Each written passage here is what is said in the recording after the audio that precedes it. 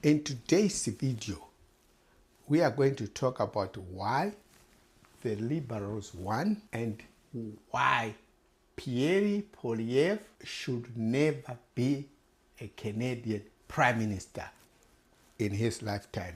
For those who are watching outside Canada, we recently had a general election to elect the new federal government. On the 28th of April, we went to the polls to vote for the new government. The Liberals, headed by Mark Carney, won 169 seats, and the Conservatives, headed by Pierre Poilievre, won 144. So they didn't get the majority needed for 172. Let's back off a little bit and give a little bit of intro to the Canadian Parliament. Canadian Parliament consists of 338 seats. For a party to win a majority, it must win 172. He's 3 seats short of a majority. It's a multi-party system. These are the two major ones, Conservatives and Liberals. But we have the New Democrats Party, NDP. We have Bloc Québécois in Quebec. We have the Green Party, which had 1 seat. The NDP won 7 seats. For Mr. Carney to pass a legislation, he will need 3 votes from the other parties, either from the Conservatives or from the NDP, the Bloc, and other small parties. We are going to talk about why the Liberals won and why Mr. Pierre is a risk to be the Prime Minister of Canada. To back off a little bit, in Canada we don't directly elect the Prime Minister. We go and vote for the parliamentary seats. The leader of the party that wins most seats, like in this case the Liberals, will form the government, and the head of that party will become the Prime Minister. In this case, Mr. Mark Carney, the former governor of the Bank of Canada, is going to form the government after winning 169 seats. The reasons why he won, as you know around the world, Canada has been under threat from the American president, Mr. You-know-who, Donald Trump, of tariffs. 25% on automobiles, 20% on this, threatening to impose tariffs on all imports coming from Canada. Canada exports more than 80% of its goods to United States. What was J.D. Vance's response when you brought up steel in Ohio, and did you two talk about anything else? It was just a quick greeting exchange. I highlighted that $2.2 billion worth of steel and aluminum exports from Canada go directly into the Ohio economy, often to contribute to manufacturing that happens there. He nodded and noted it, but it wasn't a longer exchange than that. The White House says that the total tariffs on aluminum and steel could be 50%. What's your response to that, and why do you think that President Trump continues to escalate his threats? I think it's important to understand that Canada will respond as appropriate in a calibrated but extremely strong way, regardless of what the U.S. moves forward with. We don't want to be in a trade dispute. We think that the best thing for all of us in North America is to continue to work together, to focus on some of the international trade challenges, whether it be non-market economies or rising authoritarian economies, that need to be countered by friends and allies working together on energy, on AI, on critical minerals, on the kinds of things that we can do to create shared prosperity across not just our continent, but all Western democracies. This is our focus. If we have to take some time to put that on pause while we stand up for Canadian jobs, while we stand up unequivocally for Canadian sovereignty, we'll do that. It's not our choice. We don't want to be doing that, but we will. Regardless of the level of tariffs that eventually the administration might move forward on, we will be equally unequivocal in our response. When Mr. Trump started talking about Canada being a 51st state, your government's original response was to say that it was a joke. Now you're saying that this is a real thing. Can you take us into your mindset? What was the moment that made you switch from thinking it's a joke to a real thing? I don't think there's a switch. I think, as I've said unequivocally from the beginning, there's not a snowball's chance in hell that Canada will ever be the 51st state. At the same time, a U.S. state, partially because he wants access to Canada's critical minerals. So what is Canada actually doing to protect its sovereignty in the face of these threats?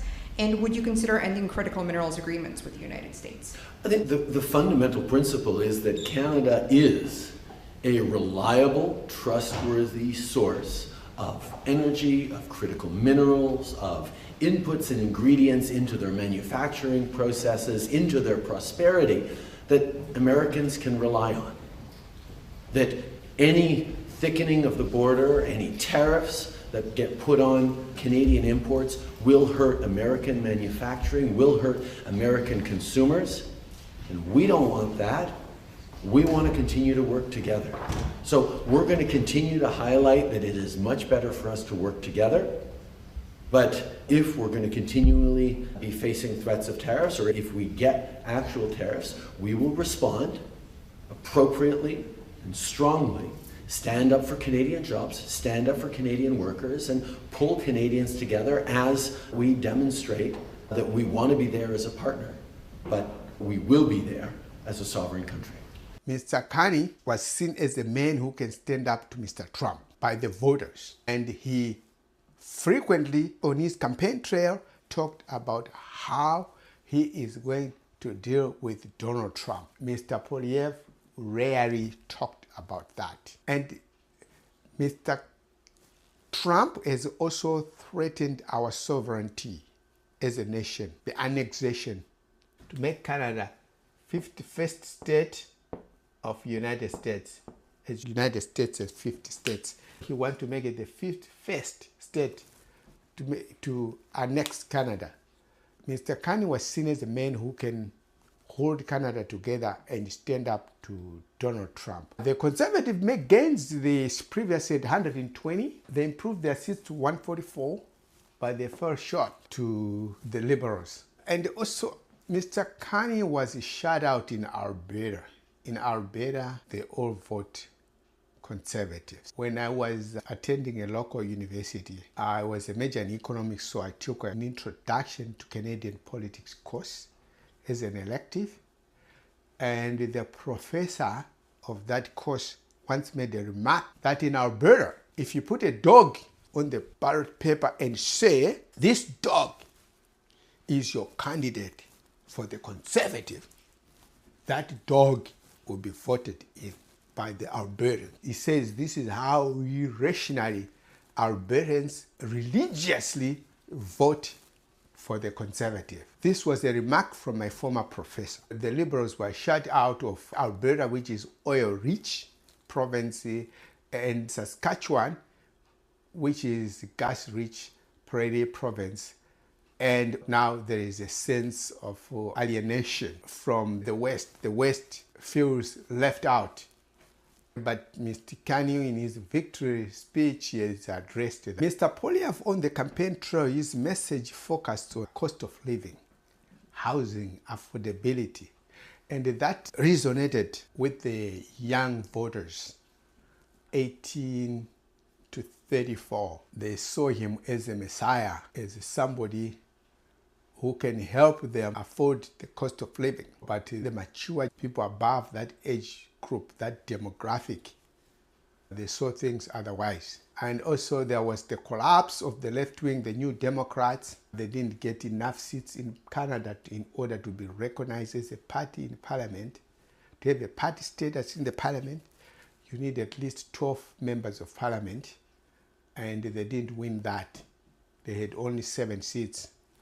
And the Bloc Québécois, which is a party which only contests for federal seats in Quebec, and they had 23 seats. This is how the Canadian election went. And just to give you a little bit of a background to Mr. Carney, he is an economist, educated in the United States and England, and was an executive at Goldman Sachs for 10 years. And before being a governor of the Bank of Canada from 2008 to 2013. And he also went to be the governor of the Bank of England from 2013 to 2020. This is the gentleman who is going to form the next government. Let's look at the challenges faced by Mr. Carney. Already talked about that Canada is facing threats from the American president, Mr. Donald Trump, of tariffs, of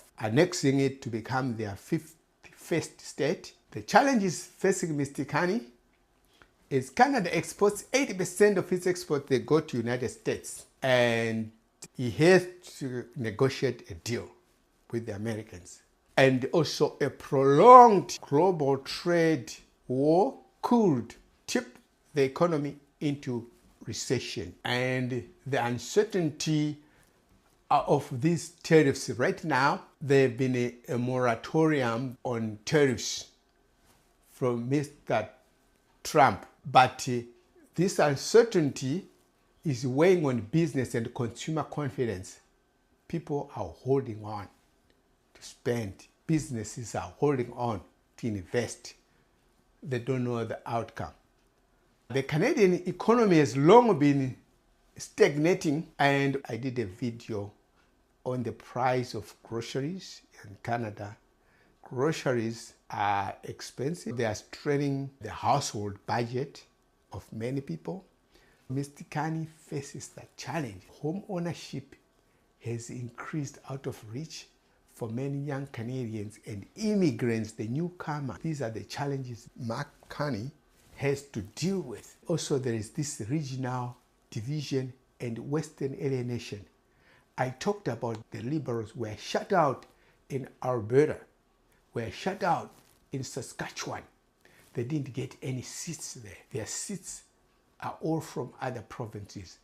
As I talked about, Canada has 10 provinces and 3 territories. The seats are allocated as per the population of a given province. The Liberals did not get any seats in these other 2 provinces, this oil-rich province and gas-rich province, which is Alberta and Saskatchewan, respectively. Mr. Carney was seen as the best man to manage the rupture of US-Canada ties and heal the division. What do we mean by that? United States and Canada, they have had a very close relationship. I'll be making a video where I'll be talking about Canada's dependency or ties with the United States in the near future. Canada and the United States, the economies are all linked up together. They are all tied up together. Right now, they are trying to break up a strong connection to have this economic independence, not to export everything to the United States, not to depend on the United States. From the beginning, I talked why the Liberals won and why Mr. Pierre should never be Canadian Prime Minister. Why am I saying that? Why am I saying? There are reasons. These are the following reasons which we are going to go through. He supported an unlawful blockade and openly opposed the vaccine mandate that provoked the protest for the entirety of the convoy.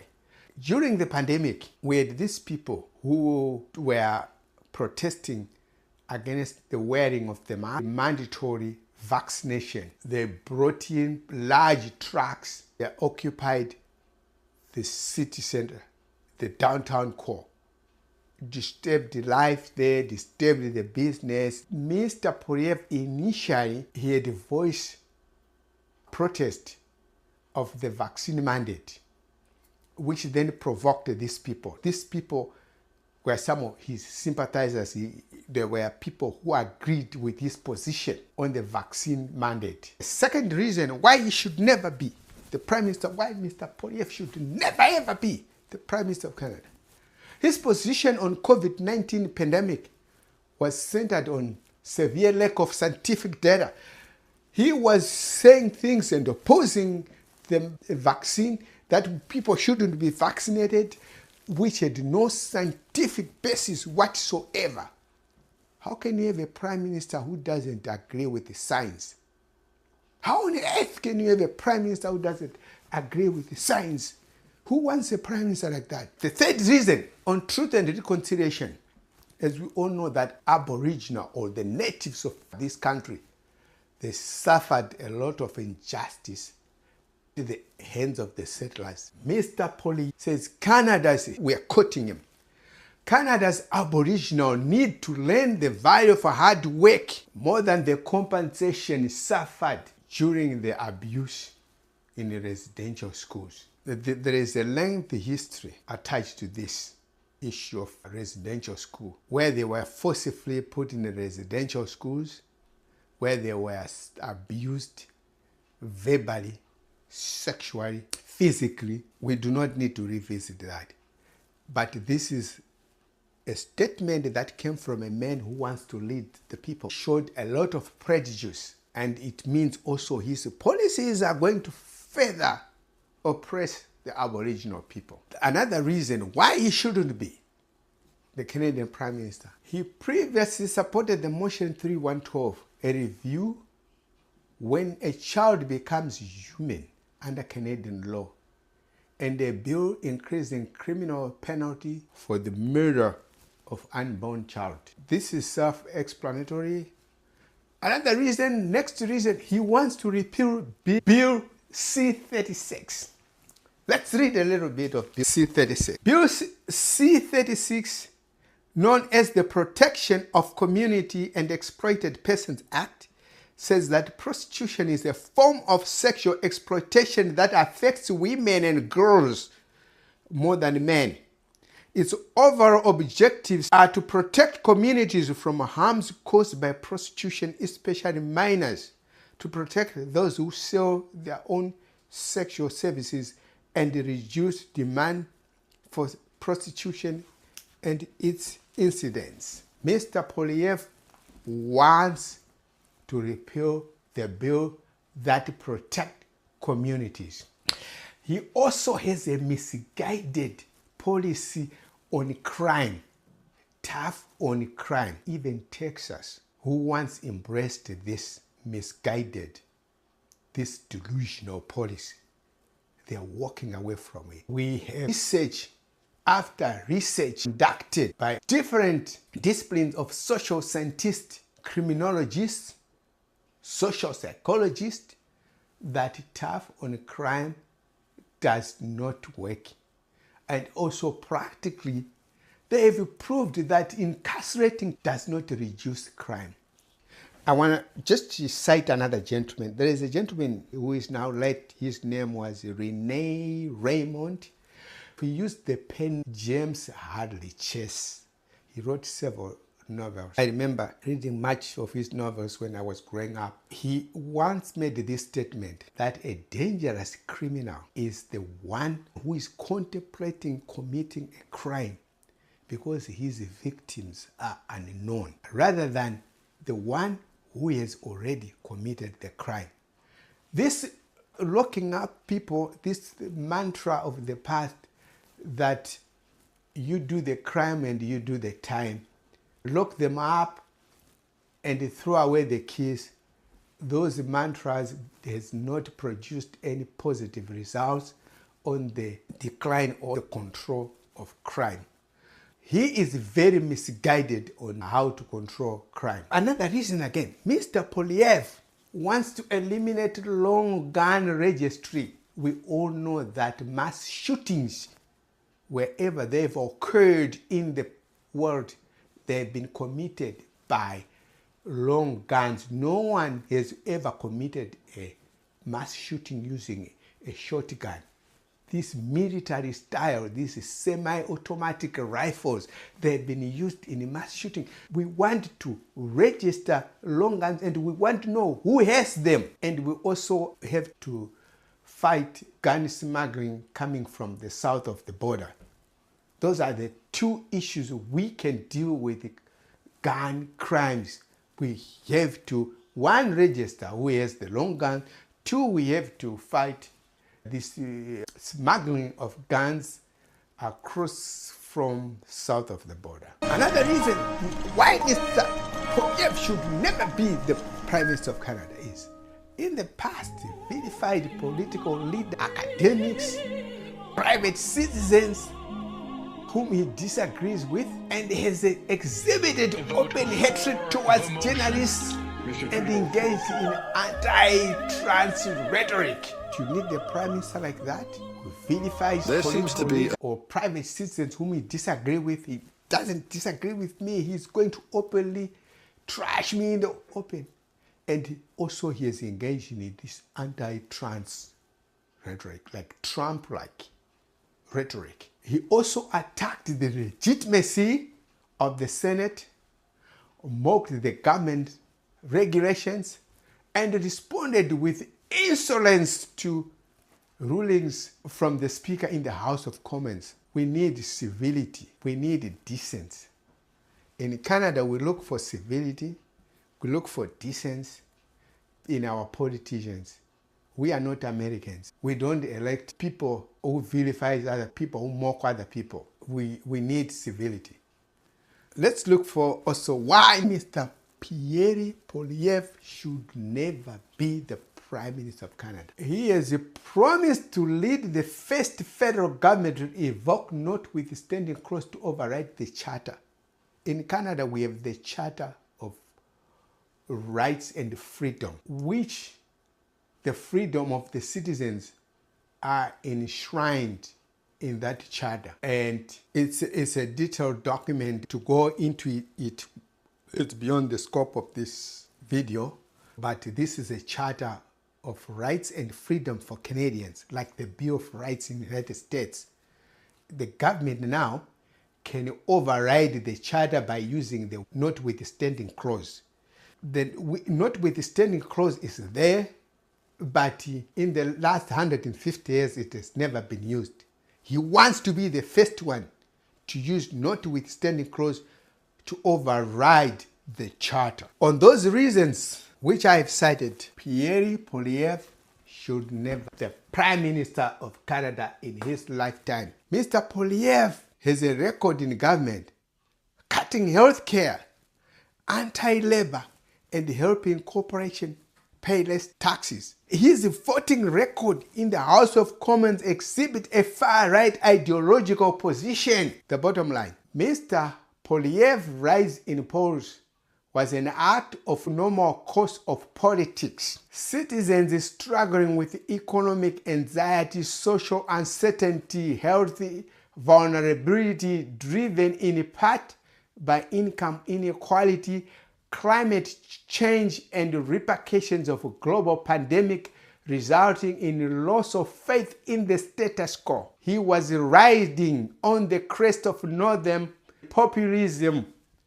Power must be seized from the ambiguous elite and given to the common people who cannot afford this and that. This is a dangerous, divisive pretext of defining which members of society belong. Mr. Poilievre followed a broader populist script, complete with apocalyptic description, dubious to blame, and claims, "I am the only one who can fix things." He was claiming he is the only one who can fix things. We thank you for watching this video. Please subscribe. Hit the button below. Crush it. Smash it. Subscribe.